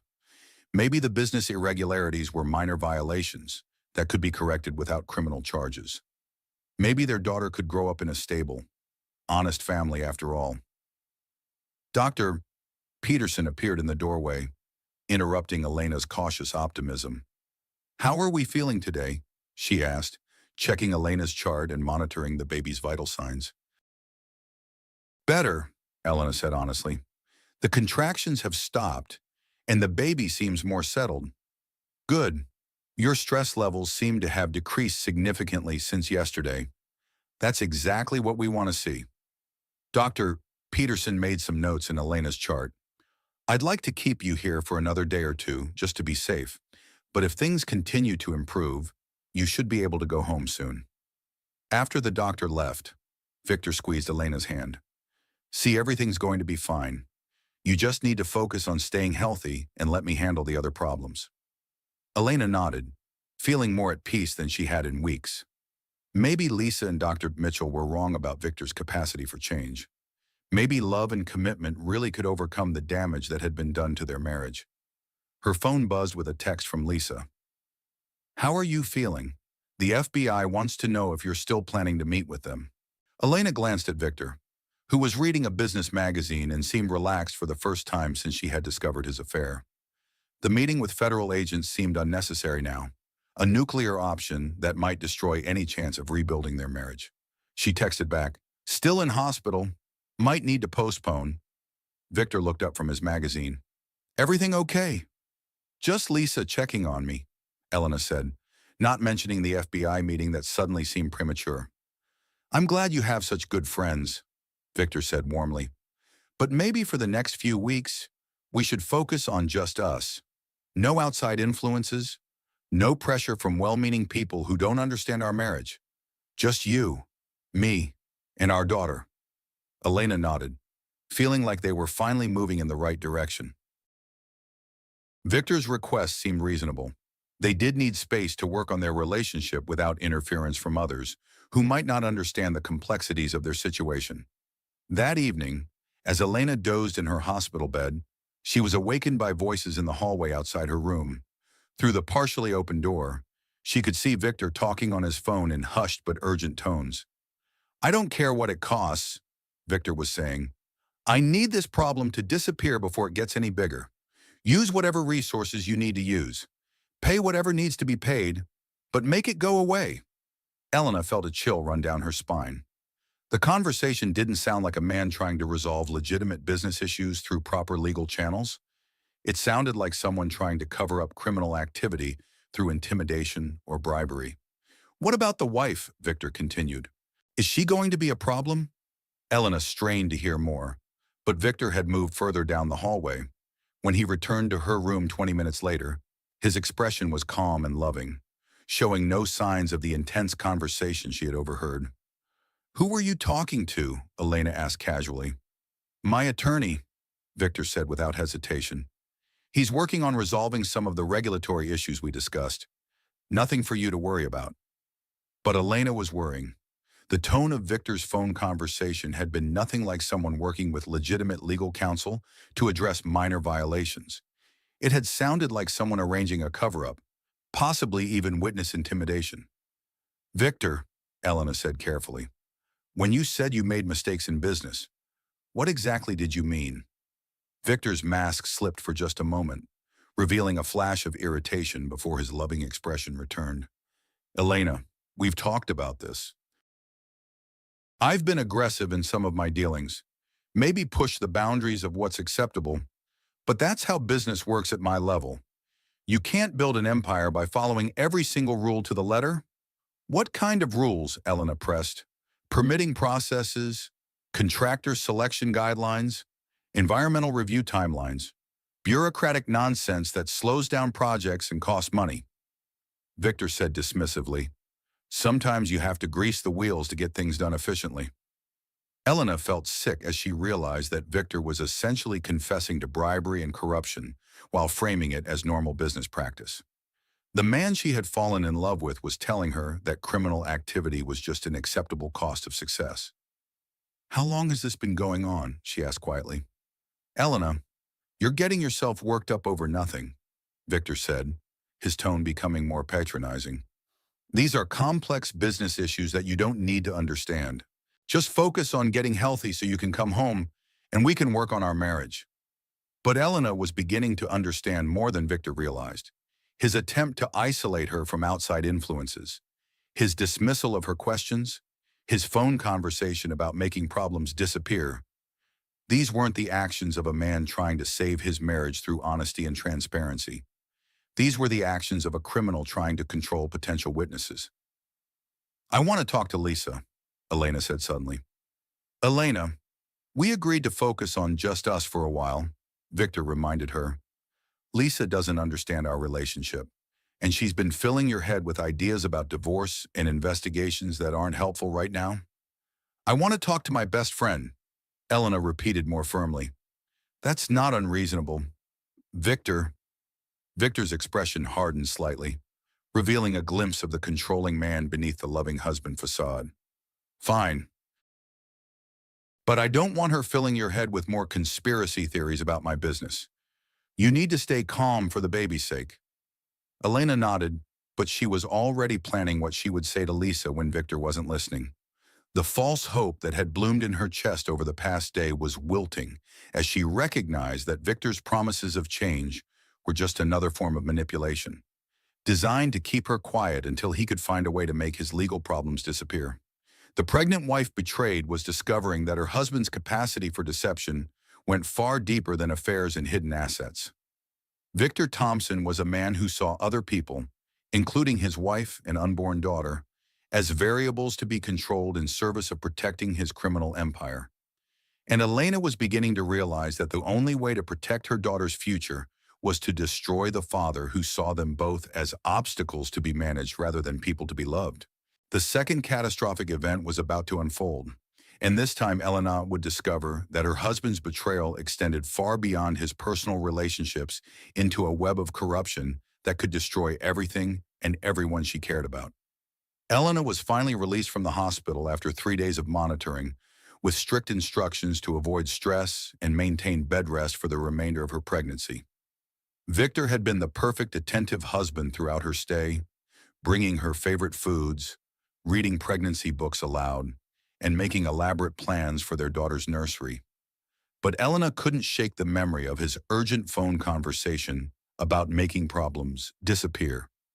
As Victor helped her settle into their penthouse bedroom, Elena felt like she was seeing their home with new eyes. The expensive art on the walls, the imported marble floors, the designer furniture, everything suddenly felt tainted by the possibility that it had been purchased with money stolen from taxpayers and honest contractors. I've arranged for a housekeeper to come daily, Victor said, fluffing pillows behind Elena's back. And I've cleared my schedule for the next 2 weeks so I can take care of you personally. No business trips, no late meetings. Just focus on you and our daughter. Elena nodded gratefully, but she noticed that Victor's phone had been buzzing constantly since they arrived home. Despite his promises to focus on family, he was clearly dealing with urgent business matters that required frequent, whispered conversations in other rooms. I should call Lisa and let her know I'm home, Elena said, reaching for her phone. Of course, Victor agreed, but Elena caught him checking the time and calculating something in his head. Just remember what Dr. Peterson said about avoiding stressful conversations. Elena waited until Victor left the room to make another one of his mysterious phone calls before dialing Lisa's number. Her friend answered on the first ring, her voice tight with worry. Elena, thank God. I've been trying to reach you for 2 days.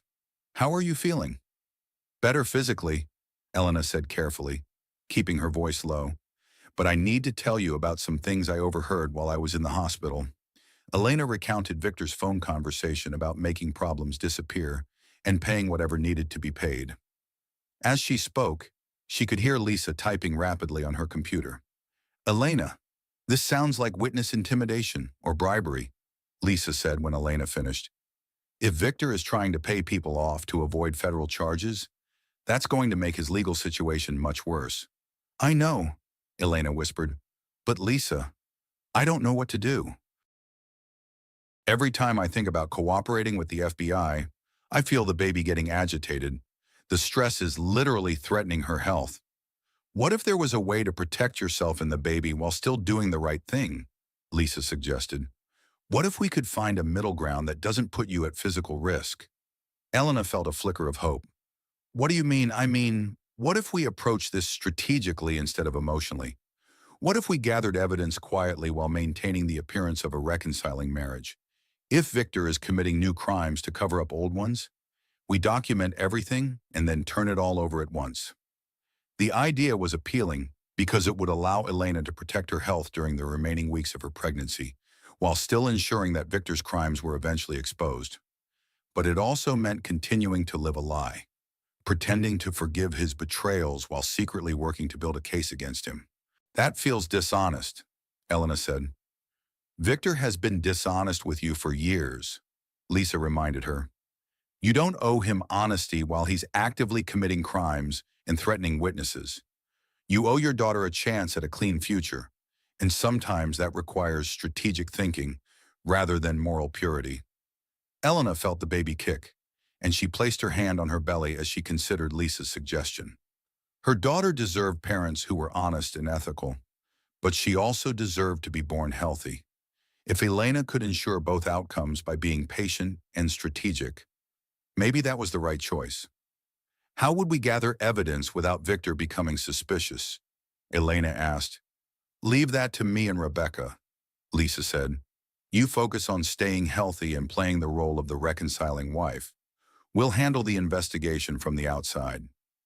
Over the next 2 weeks, Elena fell into a strange routine of domestic bliss, layered over growing dread.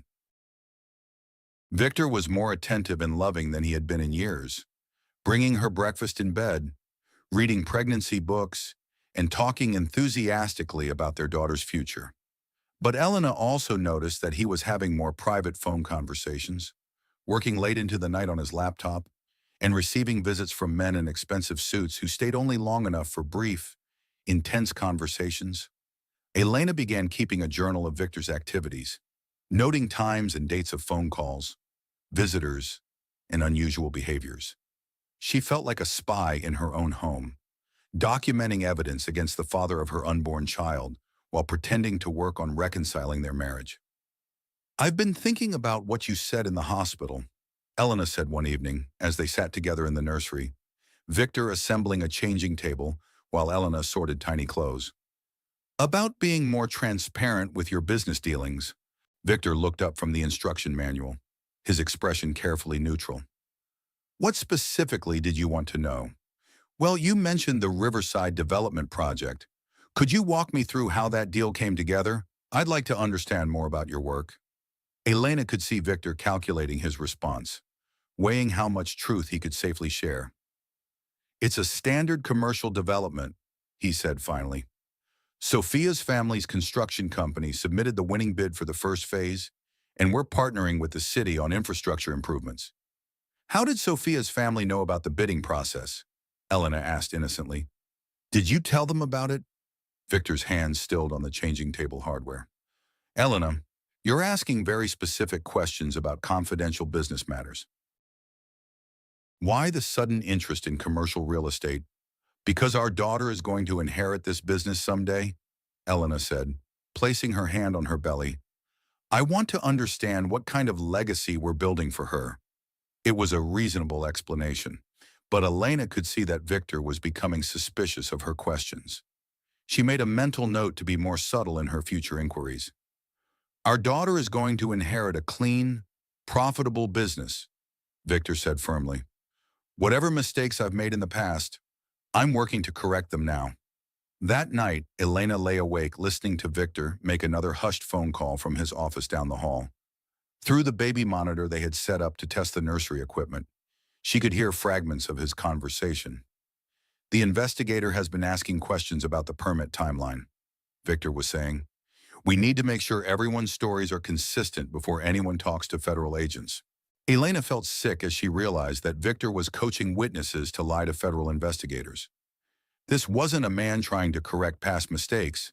This was a criminal actively working to obstruct justice and cover up ongoing crimes.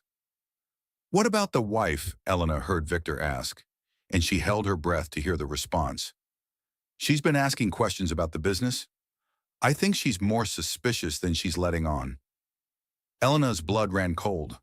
Victor was discussing her with someone as if she were a threat to be managed rather than his wife and the mother of his child. The loving, attentive husband of the past 2 weeks was revealed as another performance, designed to keep her close so he could monitor her activities and control her access to information. The next morning, Elena called Dr. Mitchell's office and scheduled an emergency appointment. She needed professional help processing the revelation that her husband saw her as an adversary in his efforts to avoid criminal prosecution. I feel like I'm living with a stranger, Elena told Dr. Mitchell during their session. For the past 2 weeks, Victor has been everything I want him to be, loving, attentive, committed to our marriage. But I know it's all an act to keep me from cooperating with federal investigators. How does that make you feel? Dr. Mitchell asked. Used, Elena said without hesitation. Like my emotions and my health are just tools he's manipulating to protect himself. He's not actually sorry for the affairs or the crimes. He's just sorry he got caught. What do you want to do about that? Elena took a deep breath, feeling her daughter move restlessly inside her, as if responding to her mother's agitation. I want to stop enabling him. I want to stop pretending that love and forgiveness can fix someone who doesn't actually want to change. I want to protect my daughter from growing up in a criminal enterprise disguised as a family business. Those are all reasonable goals, Dr.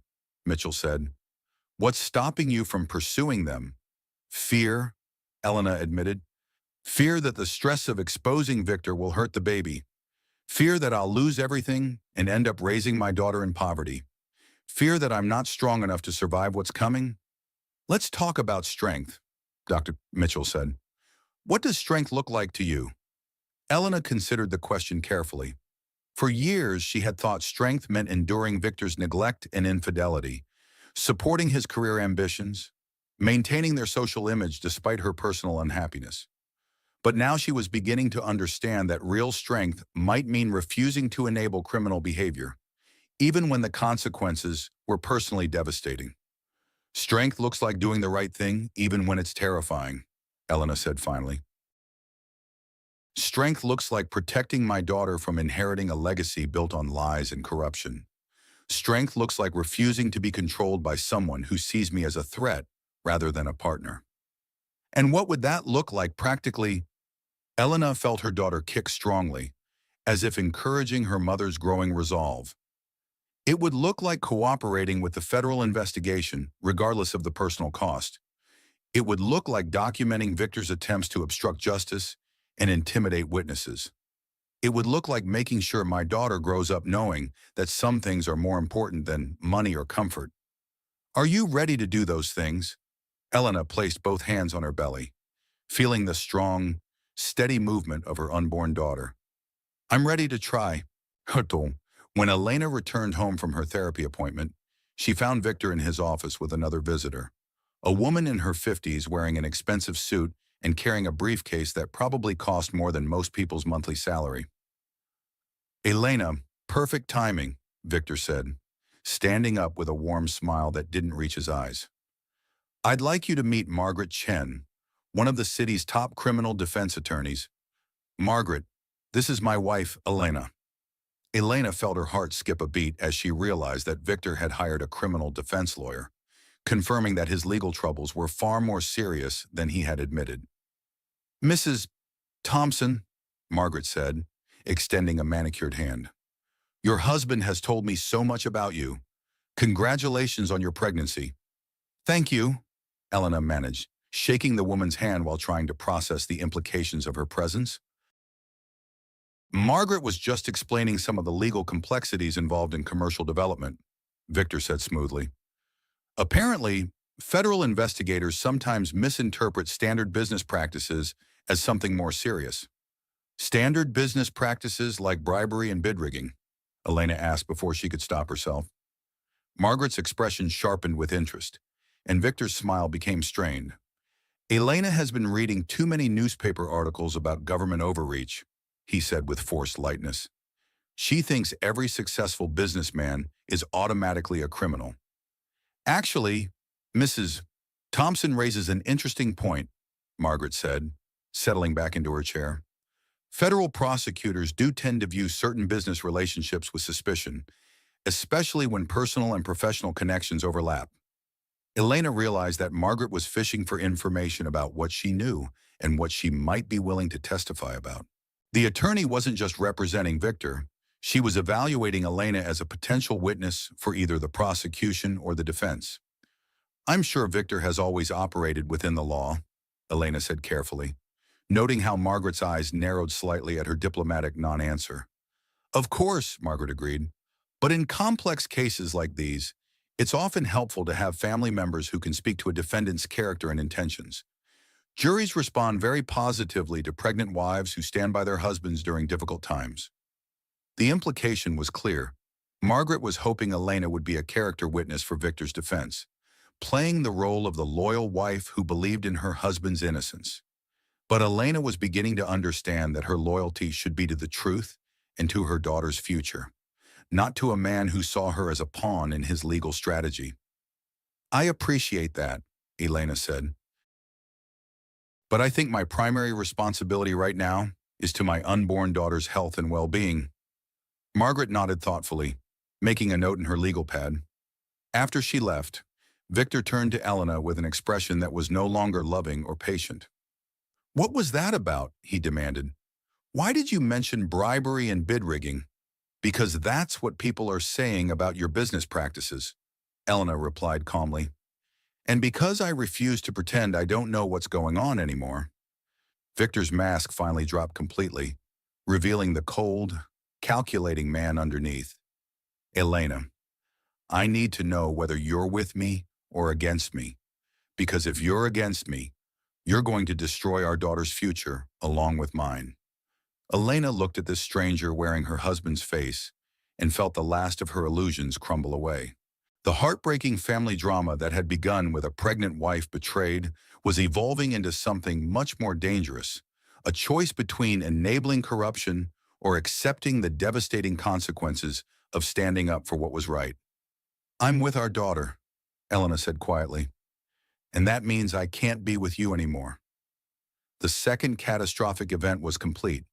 Elena Thompson had finally accepted that her marriage was built on lies and criminal activity, and that the man she had loved for 15 years was willing to destroy anyone, including his pregnant wife, to protect his empire. The pregnant wife betrayed was becoming something much more powerful, a woman who had found her voice and was prepared to use it, regardless of the cost. The third and final catastrophic event was about to begin, and when it was over, Victor Thompson's empire would be nothing but rubble, destroyed by the one word his wife had been building the courage to speak since the day she discovered his betrayal. 3 days after Elena's confrontation with Victor, federal agents arrived at their penthouse with a warrant to search Victor's office and seize his business records. Elena watched from the bedroom window as her husband was led away in handcuffs, his expensive suit and confident demeanor unable to protect him from the consequences of his choices. Special Agent Sarah Rodriguez had been gentle but thorough in her interview with Elena, taking her statement about Victor's business practices, his affairs, and his attempts to obstruct justice by coaching witnesses and intimidating potential cooperators. Elena turned over the journal she had been keeping, the recordings Rebecca had made, and the documentation of Victor's phone conversations about making problems disappear. "Mrs. Thompson, I want you to know that your cooperation takes tremendous courage," Agent Rodriguez said as they concluded the interview. "Your husband was involved in a sophisticated corruption scheme that cost taxpayers millions of dollars and denied honest contractors the opportunity to compete fairly for city projects." Elena placed her hands on her belly, feeling her daughter's strong kicks as if the baby was responding to her mother's decision to finally tell the truth. "What happens now? Your husband will likely face federal charges for bribery, conspiracy, tax evasion, and obstruction of justice." Agent Rodriguez explained, "The investigation is ongoing, but based on the evidence we've gathered, including your testimony, we expect him to be indicted within the next few weeks." Elena nodded, feeling a strange mixture of relief and sadness. The man she had loved for 15 years was about to be exposed as a criminal, but her daughter would grow up knowing that her mother had chosen justice over comfort. What about Sophia Reyes and her family? They're also under investigation. Miss Reyes has been trying to negotiate a cooperation agreement with our office, but her attempts to intimidate you actually strengthen our obstruction case against both her and your husband. After the agents left, Elena found herself alone in the penthouse that had been her home for over a decade. Many of Victor's assets had been frozen pending the investigation, and Elena knew that she would likely lose the apartment, the vacation homes, and most of the luxurious lifestyle she had taken for granted. But instead of feeling devastated, Elena felt lighter than she had in years. The weight of living with lies and deception had been lifted from her shoulders, And for the first time since discovering Victor's affair, she felt like she could breathe freely. Lisa arrived that evening with takeout from Elena's favorite restaurant and a bottle of sparkling cider to celebrate Elena's newfound freedom. "How are you feeling?" Lisa asked as they sat in the living room, surrounded by the expensive art and furniture that would probably be seized as proceeds of criminal activity. "Scared," Elena admitted, "but also relieved. I kept thinking that exposing Victor would destroy me, but it actually feels like it's saved me." "The baby seems to agree," Lisa observed, watching Elena's belly move with active kicks. "She's been much more active since you made the